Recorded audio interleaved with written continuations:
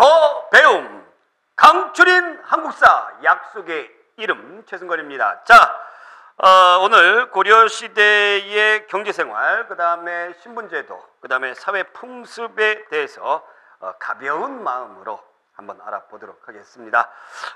지난 시간에 좀 우리가 까다로웠던 부분들 쉽게 공부했잖아요. 재밌게 공부했잖아요. 그렇죠? 예, 오늘은 그냥 가볍게. 그러나 이 단원에서도 시험에 한 문제 정도가 나와요.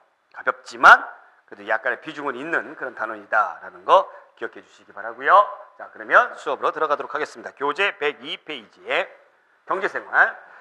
거기 보시면 뭐 귀족, 농민 뭐 이런 경제생활 나와 있는데 귀족들하고 농민들하고 주로 경제생활을 한다. 근데 쉽게 까놓고 얘기하면은 귀족들은 잘 먹고 잘 살고, 그 다음에 뭐 농민들은 뭐 힘들게 산다라는 거죠. 그러면 거기 이제 쭉 보겠습니다.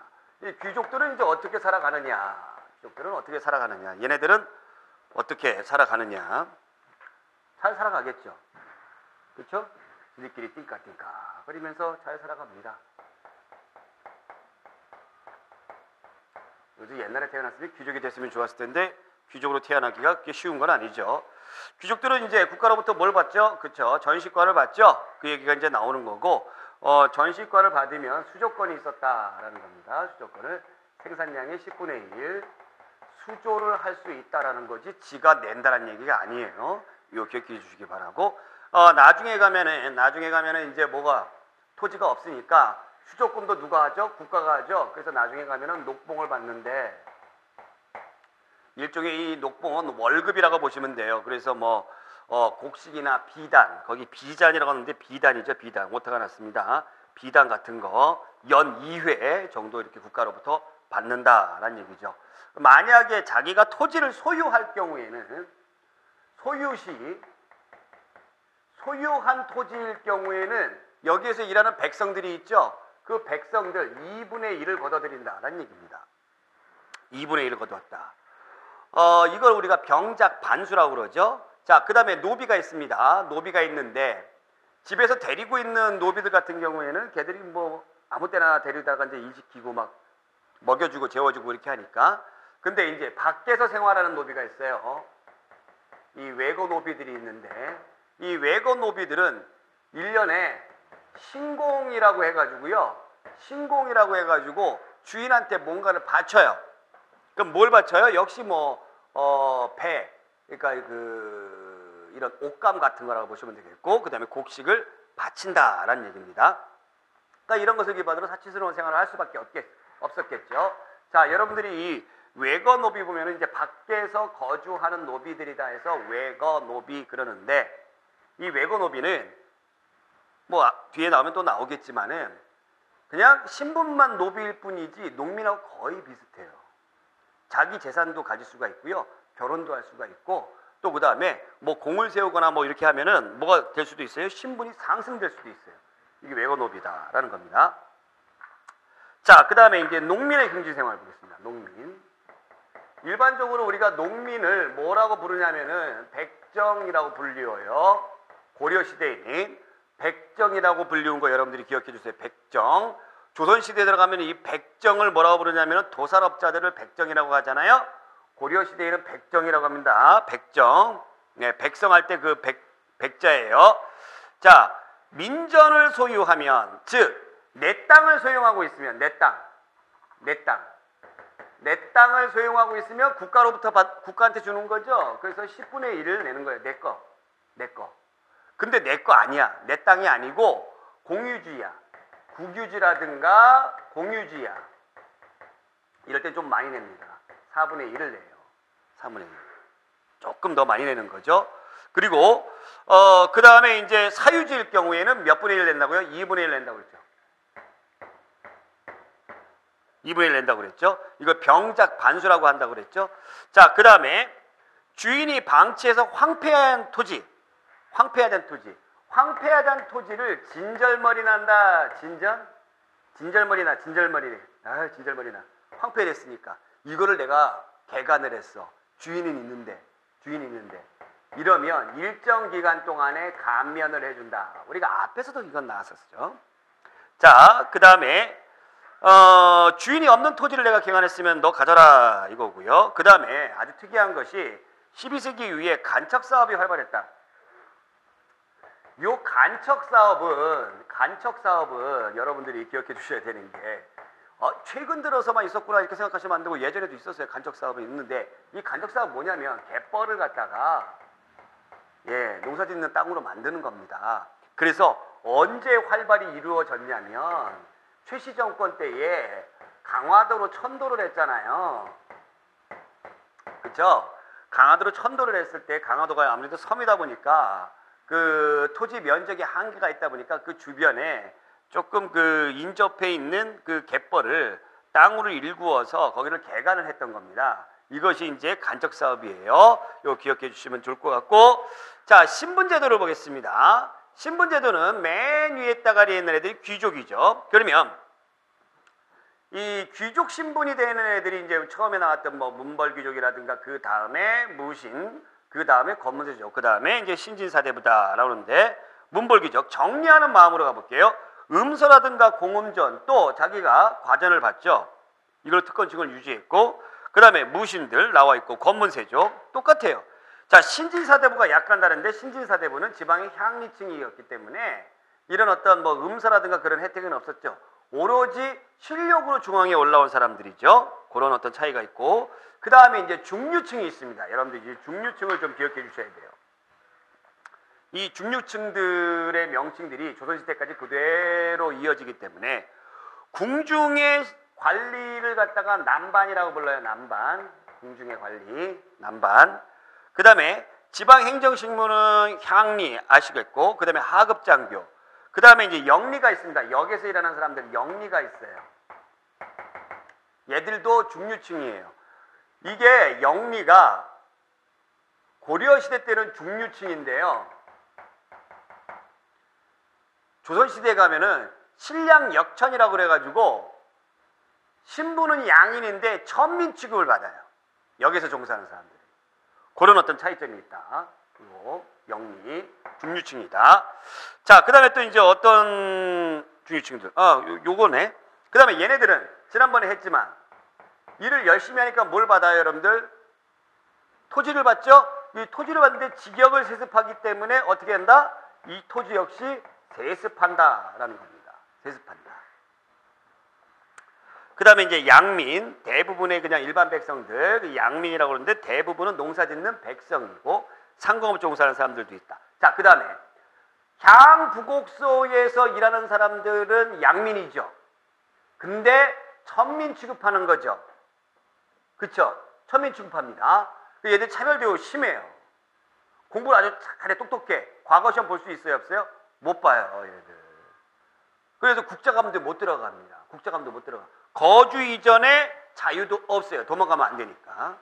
그래서 대표적으로 공주 명학소에서 망이망수를 중심으로 해서 반란이 일어났다. 그거 기억하시는 거. 그러니까 한 번 제대로 배울 때 여러분들이 이렇게 배우면은 뒤에 가서 또 나오기 때문에 너무너무 이 한국사 공부가 재미있고 수월해진다는 얘기죠. 그 다음에 천민입니다. 천민. 이 천민은요, 천하다 해서 천민이에요. 천해요, 천해. 이거는 조세 부담의 의무가 없습니다. 조세 부담 의무가 없어요. 사람 취급 안 해요. 사람 취급 안 해요. 그러면 뭐 노비가 많다거나 뭐 이 천민 계층들이 많다거나 그러면은 국가 재정이 좋아질까요, 나빠질까요? 나빠지겠죠. 어디가 제일 많아야 돼요, 여러분들? 양인층들이 제일 많아야 돼요. 그래야지 국가 재정이 튼튼해집니다.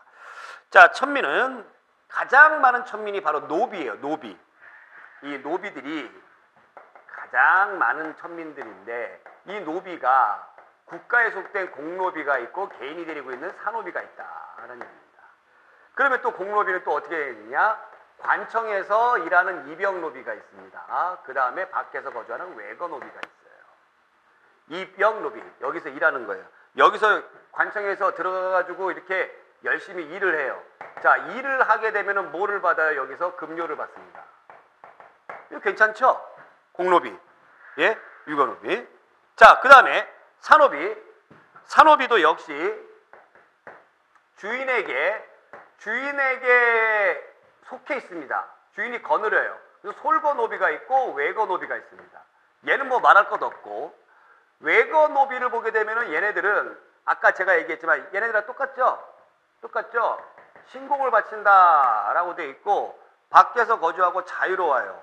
그러니까 신분만 외거노비들은 노비일 뿐이지 거의 백정하고 비슷하다라고 보시면 되겠습니다. 자, 그러면 이런 노비들의 특징을 보겠습니다. 특징은 사람들 아니라고 지금 성이 없어요. 성을 가질 수가 없습니다. 그리고 얘네들은 재산으로 분류하기 때문에 증여, 상속, 매매의 대상이에요. 증여, 상속, 매매의 대상이다. 자, 그 다음에 신분은 일천즉천이라고 해가지고 엄마, 아버지 중에 한 사람만 노비면 거기에서 나온 자식은 무조건 노비다라는 얘기입니다. 자, 이렇게 있어요. 자, 그러면 약간 애매한 게, 요거까지는 이해가 되죠? 약간 애매한 부분이 있습니다. 약간 애매한 부분이. 아버지도 노비예요. 노비. 아버지가 있고 이제 엄마도 노비입니다. 여기는 김대감, 여기는 이대감에 소속된 노비입니다. 근데 둘이 눈을 맞아가지고 딴딴따단 그래서 결혼을 했어요. 결혼을 딱 했습니다. 여기에서 이제 여기 김대감이 성을 따르지 않겠죠? 여기에서 이제 아들이 딱 나왔어요. 이 노비의 소유는 김대감이에요? 이대감이에요? 요거 우리가 생각해요. 김대감이에요? 이대감이에요? 이 노비는 누구의 소유? 이 아들은 누구의 소유예요? 일단 신분은 노비잖아. 그렇죠? 이대감 소유예요. 엄마 소유주를 따라갑니다. 엄마 소유주. 자, 그거를 갖다가 우리가 천자수모법이라고 그러는데, 천민의 자식 누굴 따른다? 천민의 자식이 누굴 따른다? 엄마를 따른다라는 얘기입니다. 천민의 자식은 엄마를 따른다라는 얘기예요. 왜 이렇게 그거를 만들었냐면 노비의 수가 줄어들지 않게 하기 위해서 천자수모법을 만들었어요. 이거는 나중에 노비 종무법하고 조선시대 들어가면서 노비 종모법하고도 깊은 관련이 있습니다. 자, 왜 이렇게 되냐면 아버지를 따랐을 때에 노비가 아닌 경우들이 있죠. 예, 노비가 아닌 경우가 있습니다. 노비가 아닌 경우에, 그러니까 엄마는 노비고 얘가 노비가 아니야. 아버지가 노비가 아니야. 이랬을 경우에 아버지를 따라가게 되면은 어떻게 됩니까? 노비수가 줄어들어 버리는 거죠. 그래서 둘 중에 하나가 무조건 노비인데 소유를 여기다 하는 이유는 바로 노비수의 증가를 이 당시 사회가 추구했기 때문에 그렇다라는 거 기억해 주시면 되겠습니다. 자, 그 다음에 기타 화척이라는 도산업자, 버들고리 장수 양수처, 광대인, 제인. 이 제인을 오늘날로 따지면 연예인들이에요. 연예인들. 그 다음에 기생. 이런 사람들도 노비다라는 겁니다. 그러나 얘네들도 공을 세우게 되면 신분 상승이 가능해졌어요. 그래서 여러 가지 면으로서 놓고 봤을 때 고려 사회가 그 앞에 있었던 통일신라 사회와 비교를 해가지고 어떻다? 좀 더 개방적인 사회였다라는 얘기예요. 자, 사회 풍습을 보겠습니다. 사회 풍습과 제도를 한번 볼게요. 이것도 뭐 용어들이 잔뜩 쭉 나오는데 어렵지 않아요. 예, 풀이만 잘해주시면 돼요. 향도라는 것이 있어요. 향도. 도는 뭐 무리라고 그랬죠. 어느 동네에 있는 무리들, 서울에 있는 무리들 아니죠. 지방 곳곳에 있는 무리들인데 얘네들이 원래 불교 신앙 조직입니다. 불교 신앙 조직이에요. 그래서 이 향도는 이 매향 활동을 한다. 매향 활동을 한다. 라고 해가지고 향도라고 이름을 붙였어요. 그러니까 향나무를 말이죠. 향나무를 바닷가에다가 이렇게 묻어요.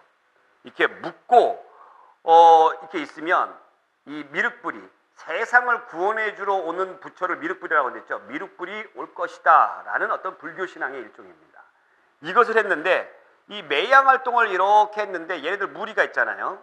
이 무리들이 자기 마을에서 어떤 그 일이 생겼을 때 이 무리들이 가가지고 신앙 조직이니까 열심히 봉사를 했던 거예요. 봉사를 하다 보니까 이 마을에 대소사가 있을 때 얘네들의 어떤 역할이 커지더라라는 얘기입니다. 그래서 초기에는 불교 신앙이었다가 나중에 가면은 마을의 공동체 조직이 되더라라는 얘기죠. 이 향도가. 이 향도는 조선시대까지 이어지니까 꼭 알아두시기 바랍니다. 원래는 신앙, 불교 신앙이었다가 나중에는 공동체 조직으로 변한다. 자, 그 다음에 사회 시스템에 대해서 이제 공부를 할 텐데, 의창은 뭔지 아시죠? 네, 의로운 창고다. 그래서 고구려의 빈민구제법. 원래 이름은 뭐였어요? 흑창이었어요. 자, 그러다가 상평창이 나오는데, 이 상평창은 뭐 하는 기관이래요? 물가 조절하는 기관이래요. 물가 조절하는 기관이에요.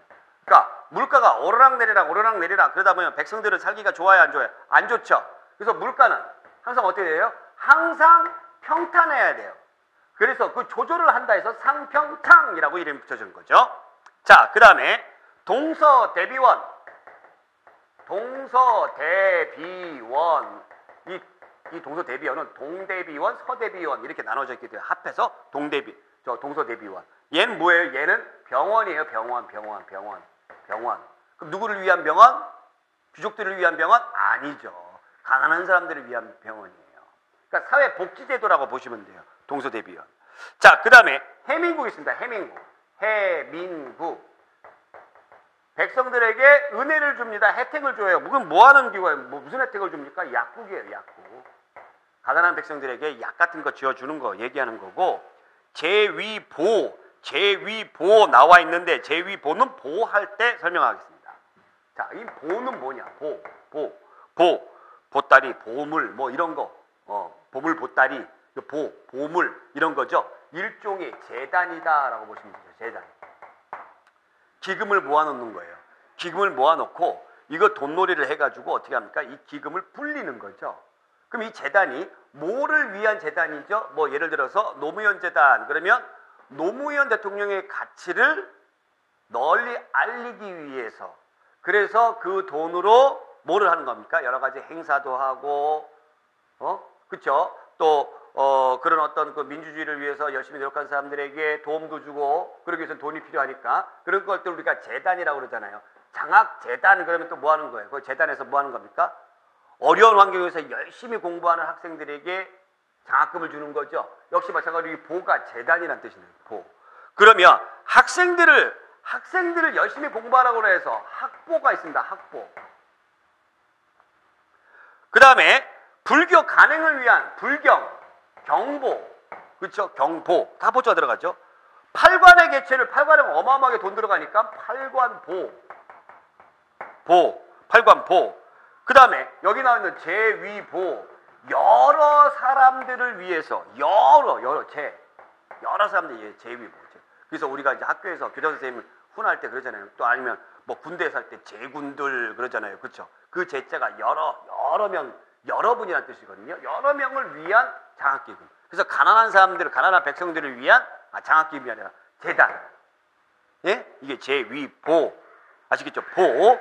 자, 그 다음에 법률 보겠습니다. 법률은 기본적으로 동아시아 문화권을 형성을 했던 당나라의 법률. 이 동아시아 문화권의 그 요소, 공통적인 요소가 뭐라고 그랬어요? 유교, 불교, 그 다음에 율령, 한자라고 그랬죠. 율령, 법률이죠. 그래서 기본적으로 당률을 모방해서 썼는데 실질적으로는 당나라 그 법률보다도 관습법. 관습이 뭐죠? 우리나라가 이렇게 역사가 진행되어 오면서 오랜 기간 동안 습관처럼 굳어져 가지고 마치 법처럼 된 것이 관습법이에요. 관습법을 따랐다. 당연히 그러겠죠. 자, 별표시 하세요. 별표시 하세요. 그러니까 당률보다 관습법이 더 많았다는 얘기입니다. 자, 그러면 당나라의 법률을 받았던 것 중에서 형벌을 보겠습니다. 형벌. 나쁜 짓 하게 되면은 벌을 주죠. 형벌. 형법 중에서 형벌 순서가 태, 장, 도, 유, 사예요. 그러니까 이게 벌 주는 건데 태하고 장은 때리는 거고요. 도는 뭐예요? 감옥에 가두는 징역이고 유는 유배 보내는 거고 사는 사형입니다. 자, 그럼 태는 때리는 건데 몇 대부터 몇 대까지? 50대까지 때리는 거예요. 장은 몇 대부터 몇 대까지? 51대부터 100대까지 때리는 거예요. 그래서 곤장한다. 곤장. 그래서 이제 나중에 보면은 요 태 때리는 건데 태형법이라는 것이 있어요. 태형금지라는 것이 구한말 시절에 나와요. 또 일제강점기 때 나와요. 그 태예요. 태. 때리는 거예요. 어찌됐건 이 때리는 대수에 따라 가지고 이렇게 나눠준 겁니다. 아시겠죠? 이렇게 장을 맞으면요. 51대에서 100대까지 그렇게 맞으면 거의 죽습니다. 죽어요. 죽어. 그래서 옛말에 장도 골라 죽는다라는 것이 맞아가지고 죽는 거 얘기하는 거예요. 때리면 안 되지. 그 사람을 갖다가. 그죠? 그러면 유형 같은 경우는 여러분들 유형, 귀양 보내는 거 일반 평민들은 귀양을 못 가요. 예, 일반적으로 높은 신분의 관리들이 잘못을 했을 때 멀리 보내는 거지 일반 평민들도 귀양 간다 뭐 이건 아니에요. 그 다음에 사형 같은 경우는 두 가지로 교수와 참수가 있습니다. 교수는 밧줄에다가 이렇게 목 졸라가지고 죽이는 것을 교수라고 그러고 참수는 뭡니까? 목을 쳐가지고 죽이는 것을 참수라고 부르죠. 참수. 네. 자, 풍습 보겠습니다. 고려 성종 때 최승로의 건의를 받아들여서 유의적 통치념으로 고려가 가기 위해서 노력을 많이 했죠. 그러나 실질적으로는 불교와 토착신앙들이 결합을 한 것이 상당히 많았다는 얘기죠. 그런 풍습들이. 그런 또 어떤 사회 행사들이. 대표적인 것이 뭐가 있어요? 우리가 연등회라든가 또 돈이 엄청나게 많이 들어가는 팔관회라든가 이런 것들이 있었죠. 또 그 다음에 정월 초하루, 삼진날, 단오, 유두, 추석 이런 것들 지금까지도 행해지는 이런 풍습들이 있었다 였습니다. 자, 그 다음에 최근 들어서 시험 문제 잘 나오는 여성의 지위, 고려시대 때의 여성의 지위를 볼게요. 여성의 지위. 아마 이 강의를 듣고 있는 혹시 여성 수험생 여러분들 같은 경우 아마 기분 좋으실 거예요. 아마 우리나라 전체 역사들 가운데서 여성의 지위가 가장 높았던 시대가 바로 고려시대가 아닐까 저는 그런 생각이 듭니다. 물론 이 여성들이 사회적 진출을 못했습니다만 가정에서는 이 남성에 비하고도 봤을 때 동등했습니다. 동등했어요. 제가도 자유롭게 했습니다. 제가 자유롭게 했다는 것은 그 남자가 마음에 안 들면 이혼할 수 있었다는 얘기죠. 그 다음에 재산도 균분해요. 똑같이 나눠요. 그 다음에 호적에도 여성들은 낳은 순서대로 이렇게 합니다. 자식이 없을 때는 여성이 제사의 제주가 돼요. 제사를 모실 수가 있어요. 남자가 없을 때. 여성이 제사를 모실 수가 있다는 얘기죠. 그 다음에 자식들이 있으면 서로 돌아가면서 제사를 못 지내요. 그러니까 요즘에는 제사 지낸다 그러면 다 형님네 집에 가가지고 다 하잖아요. 그쵸? 이거를 돌아가면서 한다. 그래서 윤회봉사라고 불러요. 윤회봉사. 봉사. 받든다라는 얘기죠. 일을 받든다. 돌아가면서. 자, 이렇게 놓고 봤을 때 여자들이 굉장히 어떤 지위가 좋았다라는 것을 의미하는 거죠. 여러분들 거기 보시면 여자들이 재가를 자유롭게 했습니다. 그러면서 재가를 해가지고 거기서 낳은 아이들이 사회로 진출할 때 전혀 차별을 받지 않았다라는 얘기예요. 자, 요 차별을 받지 않는 이유는 제가 잠시 후에 다시 한번 이야기하기로 하고, 자, 딸하고 아들하고 차별을 두지 않았기 때문에 사위도 자식처럼 여겼고, 사위가 굉장히 가난해요. 가난하면은 딸네 집에 가가지고 사는 게 아무렇지도 않았어요. 그래서 딸네 집에 가서 사는 애들을 갖다가 우리가 솔서혼이라고 불렀어요. 솔서혼. 사위가 그냥 딸네 집에 가서 사는 거. 아무렇지도 않았다는 얘기죠. 그러니까 차별주지 않기 때문에 내가 만약에 높은 관리가 됐습니다. 오픈 이상의 관리가 됐어요. 그러면 내 자식한테는 뭐가 있습니까? 음서의 혜택이 있죠. 그렇죠? 이 음서 혜택이 내 자식한테만 있는 것이 아니라 사위한테도 있다는 얘기입니다. 공을 세웠을 때는 나만 칭찬받고 있는 것이 아니라 내 자식한테도 칭찬을 받게 해주고 그 다음에 내 부모님한테도 칭찬을 받게 해주고 그거 당연한 건데 근데 장인 장모님까지도 외손주까지도 다 그 영향을 주었다는 거죠. 굉장히 광범위하게 주었다는 얘기죠. 이것은 곧 무엇을 의미하는 거죠? 여자를 남자하고 똑같이 봤다라는 것을 의미하는 거예요. 그러면 고려시대가 왜 이렇게 여성의 지위가 다른 시대에 비해서 높을 수밖에 없었느냐? 우리가 조선시대에 들어가게 되면은 남존여비라고 해가지고 특히 조선 후기 때에 남존여비라고 해가지고 여자들은 말이에요. 남자들이 뭐라고 하면 말대꾸도 못하게 했고 그렇죠? 여자들은 제가 하게 되면은 사람들이 막 손가락질을 했어요. 또 첩의 소생으로 들어갔을 경우에는 거기서 낳은 아들 우리가 서얼 또는 서자라고 하는데 얘네들은 과거도 못 보게 했습니다. 이렇게 차별을 당했다는 얘기죠. 남자 위주의 사회가 조선시대 후반 들어가면서 더욱 공고히 해졌습니다. 아들이 중요했어요. 그래서 아들이 없을 경우에는 대가 끊긴다. 내가 죽으면 내 재산을 누가 이어받지? 해서 조선 후기 들어가게 되면 아들이 없을 경우에는 양자로 받아들였어요. 양자. 예. 근데 고려시대에 그런 게 없다는 얘기죠. 그런 게 없어요. 아니, 아들이 없어. 그럼 제사 누가 지내지? 딸이 지내는 거예요. 딸이. 여자들은 조선 후기에 들어가면 족보에도 아예 못 올라가거나 아니면 여자들은 저 따로 이렇게 쬐끄맣게 기록하거나 이렇게 했다는 얘기죠. 자, 이 두 사회가 왜 차이가 있냐면 바로 이것 때문에 그렇죠. 성리학 때문에 그렇습니다. 자, 이 성리학은 제가 지난번에도 간단하게 설명했습니다만 우리가 조금 이제 공부하다 보면 이제 성리학에 대해서 더 자세하게 나오겠지만 성리학은 주의가 만들었다, 남송시대의 주의가 만들었다 해서 주자학이죠. 유교를 접근하는 그런 방식을 얘기하는 학문인데 모든 만물의 모든 인간사의 본성과 이치를 밝힌다 해서 성리학이에요. 유교예요, 유교. 예, 이치를 밝혀야 돼요. 그래서 왕은 왜 있고 부모는 왜 있고 뭐 이런 거. 그래서 여기에서 강조되는 거는 바로 질서예요, 질서. 이 질서가 어지러운 거 되게 싫어하는 거죠. 질서. 그럼 질서라는 거는 순서이기도 하고 체계이기도 하고 서열이기도 하죠.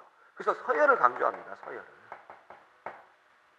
그래서 충, 효 이런 거 강조하는 거예요. 충. 임금에게 충성해라. 부모에게 효도해라.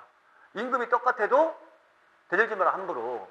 부모가 부모 역할을 못해도 부모한테 싸가지 없게 굴지 마라. 서열을 중요시 여기는 거예요. 그러다 보니까 직업에도 귀천이 있다라는 거죠. 귀천이 있다. 그 대표적인 것이 사농공상이죠. 사농공상. 선비, 그 다음에 농부들, 그 다음에 수공업자, 상인들. 그래서 조선시대 들어가면 상인들을 제일 천시했습니다.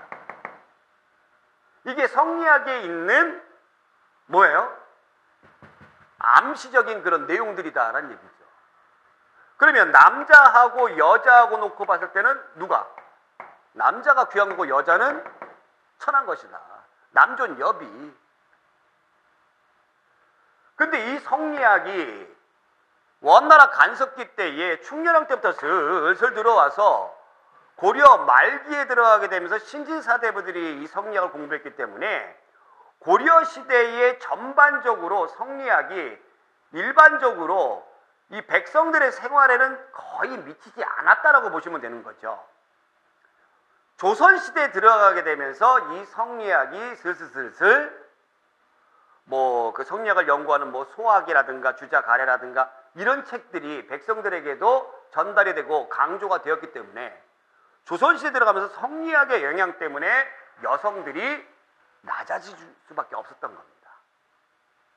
그래서 고려 시대 때의 여성들의 지위가 조선 시대에 비해서 월등히 높았다라고 이야기를 하는 거예요. 아시겠죠? 그거 기억해 주시면 되겠습니다. 자, 그러면 여기 보시면 이제 지배층 같은 경우는 귀족이 있죠. 그 다음에 중류층, 아까 이제 뭐 제가 설명을 해드렸고, 그 다음에 양민층. 실질적으로는 이 양민층들이 고려의 경제를 담당하는 중요한 사람들이다라고 보시면 되겠고, 그 다음에 천민들 이렇게 있죠. 화척이 뭐라고요? 화척이 도살업자들. 자, 그 다음에 이제 이게 매양비입니다. 매양 활동을 하는 향도들. 자, 그러면 시험에 꼭 나오는 예제를 풀어봅니다. 이게 나오죠. 네, 나옵니다. 그러니까 뭐 어렵지 않고 쉬운 문제 같은데 이렇게 뚝 보게 되면은 또 헤매기도 해요. 다음 자료를 보고 출연한 내용으로 적절한 것을 보기에서 골라라. 평양은, 네, 평양이라는 사람이 나오네요. 평장사 김영관의 노비로 야주에서 농사를 지으며 살았다. 아, 딴 데에서 농사를. 얘는 뭐예요? 외거노비죠? 외거노비입니다. 그의 아내 소감은, 그의 아내는, 그의 아내 이름이 소감이 아니라, 그의 아내는 소감 왕원지의 노비입니다. 예, 근데 왕원지 노비인데 왕원지가 집이 가난해서 가족을 데리고 평양의 집에 가서 의탁하고 살았대요. 그러면 이제 그 아내는, 평양의 아내는 가난하니까 얘네 집 가서 사는 거죠. 그 평양이 천황과 함께 몰래 이를 꾸며서 왕원지의 가족을 모두 죽이고, 이 가난한 왕원지의 가족을 모두 죽이고, 아들의 주인이 없어졌음을 다행으로 여겼다. 이렇게 됐습니다. 그리고 자기의 아들 예규로 하여금 대정벼슬을 얻게 하였다. 예, 가족을 죽이고 아들 행세를 했다는 얘기죠. 그러면 여기 평양과 아내 사이에서 아들이 나왔네요. 그렇죠? 자, 그러면 평양의 아들이 예규이네. 예규. 성은 없겠죠? 네, 성은 없으니까 그냥 이렇게만. 평양의 아들 예규는 왕원지의 소유였을 것이다. 왕원지. 평양은 아버지잖아요. 맞는 얘기입니까? 평양의 아들은 왕원지의 소유였을 것이다. 왕원지. 맞는 얘기죠? 예. 평양은 매년 일정량의 신공을 국가에 바친다. 외고노비니까 신공을 바쳐야 되죠? 네. 경제적 지위가 백정과 비슷한 노비도 있었을 것이다. 그렇죠? 외고노비들은 거의 비슷하죠? 부모 모두 노비여야 자식도 노비가 되었다. 그렇습니다. 그러면 이 문제에서 모두 노비여야가 아니라 한쪽만 노비여야죠. 한쪽만. 그렇죠? 그러면 한쪽만 노비니까 여러분들이 정답을 뭘로 보셔야 되죠? 기역, 니은, 디귿. 요거 세 개인데 기역, 니은, 디귿이 있어요, 없어요? 기역, 니은, 디귿이 없네. 그러면 요 셋 중에 하나가 빠져야 된다는 얘기인데 요걸 빠져요. 왜? 신공을 바치는데 누구한테 바쳐? 국가에 바치는 게 아니죠. 누구한테 바쳐요? 주인에게 바쳐요. 주인. 여기에 포인트가 있습니다. 그래서 기역과 디귿을 골라줘요. 정답이 2번. 기역과 디귿. 정답이 2번. 쉬운 것 같지만 까다롭죠. 네, 그래서 이런 문제가 최근 들에 많이 나온다는 얘기예요. 살짝 이것만 맞춰놓고. 그 다음에 노비는 누구의 소유냐, 이런 것들. 그래서 우리는 단 한 문제도 놓치면 안 되기 때문에 절대 안 되죠. 그래서 이렇게 우리가 차근차근히 접근하셔야 되겠습니다.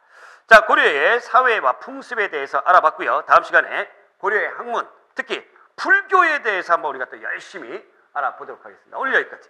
고맙습니다.